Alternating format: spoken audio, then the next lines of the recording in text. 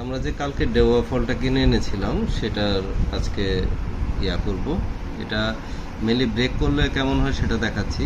পাকা ডেওয়া এই যে এরকম থাকে, কাঁঠালের বিচির মতো। হ্যাঁ, কাঁঠালের বিচির মতোই।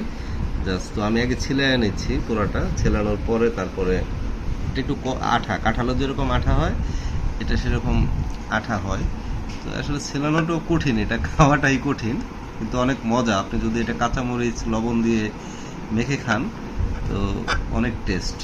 দেখেন বিচি আছে ভিতরে, কাঁঠালের বিচির মতো এটার বিচিটা ভেতরে। তো আমি ছাড়াচ্ছি পজ করে, তারপরে আবার ভিডিওতে ফিরে আসবো। আমরা কাঁচামরিচ নিয়ে আসছি আর এটা দেওয়া মোটামুটি ছেলানো হয়ে গেছে। এটা দেখেন এই যে খুলতেছে এখন।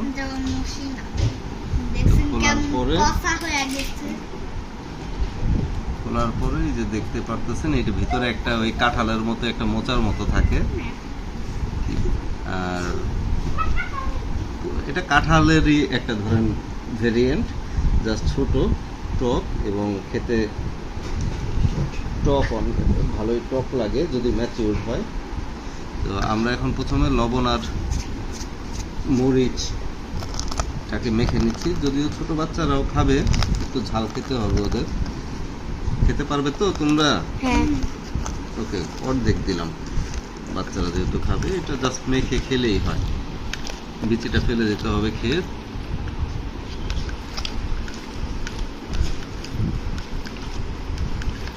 বিট লবণ যদিও খাওয়া স্বাস্থ্যের জন্য ক্ষতিকর, আপনার চাইলে বিট লবণ দিতে পারেন, যেটা দোকানে করে থাকে টেস্ট বাড়ানোর জন্য। তো আমি একটু টেস্ট করতেছি। একটু লবণ দিতে হবে।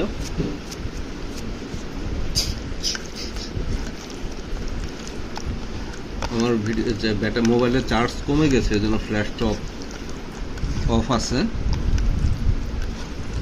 আমাদের ভর্তা রেডি হয়ে গেছে, এটাই আমাদের ভর্তা।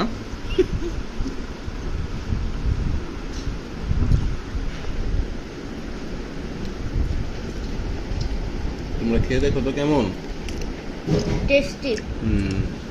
পানির মতো। কে কে এই ডেওয়া খেয়েছেন আর কার কার ভালো লাগে কমেন্টে জানাতে পারেন। আমাদের চ্যানেলটা সাবস্ক্রাইব করে রাখবেন। ধন্যবাদ।